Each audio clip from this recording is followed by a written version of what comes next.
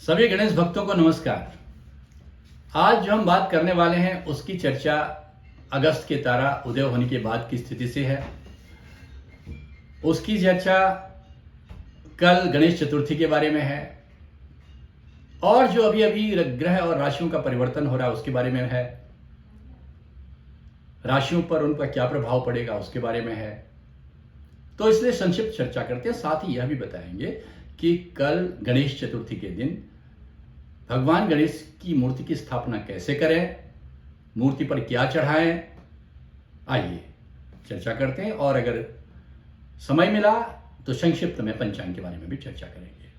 तो क्यों न सर देर से ही सही पंचांग के बारे में पहले चर्चा करते हैं। बहुत ही छोटा श्री संवत 2081 से साके 1946 भाद्रपद शुक्ल पक्ष दक्षिणायन उत्तर गोल शरद ऋतु तृतीया तिथि। आज सौर मास भाद्रपद की 22 गते है, तदनुसार 6 सितंबर 2024 का शुभ दिन है। आज हरतालिका तृतीया है, आप सभी को हरतालिका तृतीया की बधाई। साथ ही साथ कलंक चतुर्थी भी, आज चंद्रमा को देखना निषेध है। वराह जयंती है, गौरी तृतीया है। इन सारे पर्वों में, इन पर्वों के बीच में कल हम गणेश चतुर्थी की तैयारी कर रहे हैं। कल गणेश चतुर्थी है। आज हस्त नक्षत्र होने से और कल चित्रा नक्षत्र होने से, क्योंकि आज ही हस्त नक्षत्र लग जाएगा 9:25 पर और योग भी बहुत ही उत्तम आ रहे हैं। शुक्ल योग है, शुक्ल योग रहेगा रात्रि में 10:25 तक। उसके बाद ब्रह्म योग लग जाएगा, यानी कि कल हमें ब्रह्म योग भी मिल रहा है, कल हमें चित्रा नक्षत्र भी मिल रहा है और चित्रा के बाद स्वाति नक्षत्र भी मिल जाएगा दोपहर के बाद से, जो कि गणेश मूर्ति की स्थापना के लिए बहुत ही उत्तम नक्षत्र है।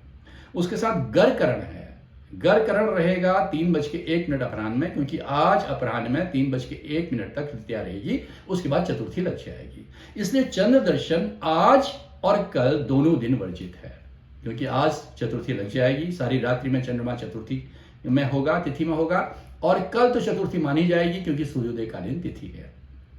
उसके साथ ही जो ब्रह्म योग है करण में, आज तो गरकरण है 3:01 तक। उसके बाद वणिजकरण लग जाएगा रात्रि में 4:19 तक।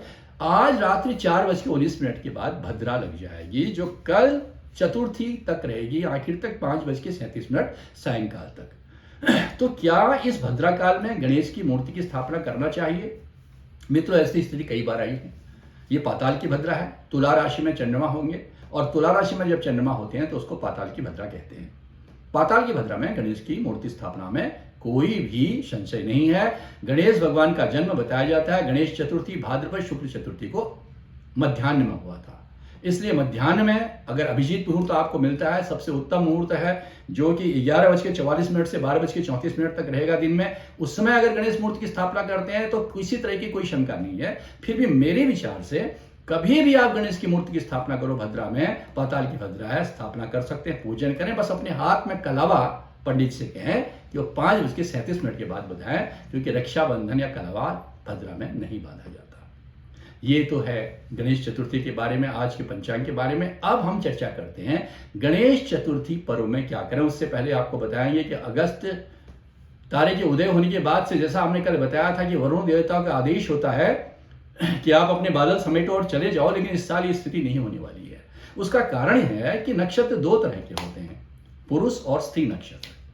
अगर स्त्री नक्षत्र है, जैसे उत्तरा फाल्गुनी और पूर्वा फाल्गुनी नक्षत्र भी सूर्य नक्षत्र है, जो कि स्त्री नक्षत्र है, और उसके बाद उत्तरा फाल्गुनी नक्षत्र आएंगे, ये भी स्त्री नक्षत्र है। अगर सूर्य स्त्री नक्षत्र में है और चंद्रमा भी स्त्री नक्षत्रों में है तो बादल घुमाना बंद नहीं होगा। बारिश बहुत ज्यादा नहीं होगी, लेकिन बादलों को अभी समेटना शुरू नहीं होगा, ये ज्योतिष का मानना है।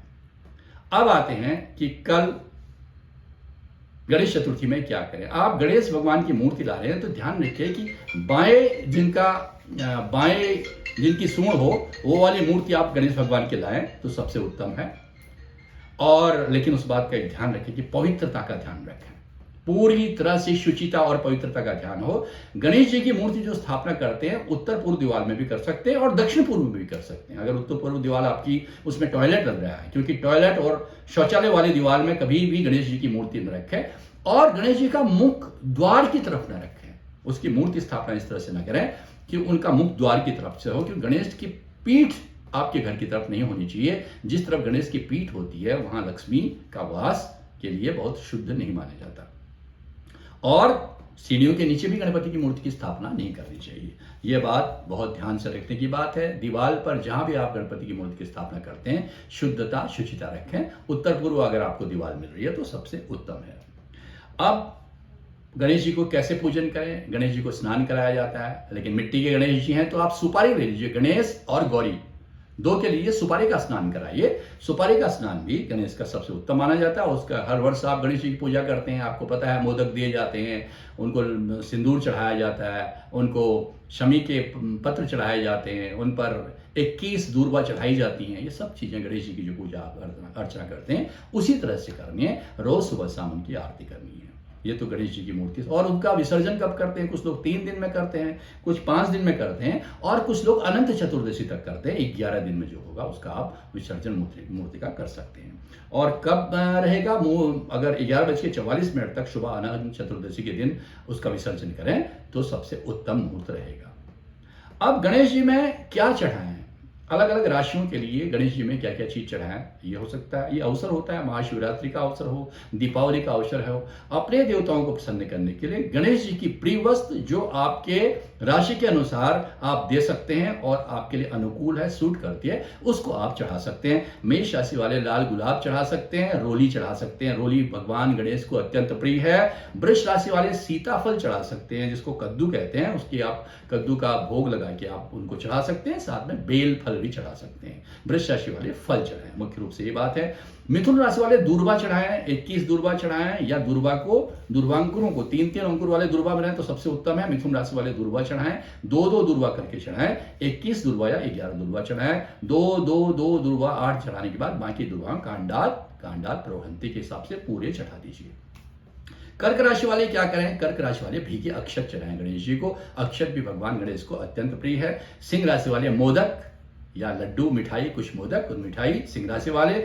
और कन्या राशि वाले शमी के पत्ते अत्यंत प्रिय हैं कन्या राशि वालों को। कन्या राशि वाले शमी के पत्ते चढ़ाएं। उसके बाद तुला राशि वाले अमरूद चढ़ाएं। अमरूद तुला राशि वालों को बहुत ही उत्तम रहेगा। और अमरूद का फल अगर नहीं मिलता है तो कोई अन्य फल, ऋतु फल आप चढ़ा सकते हैं केले के अतिरिक्त। केला का हम बता रहे हैं कि कौन उसको चढ़ाएगा।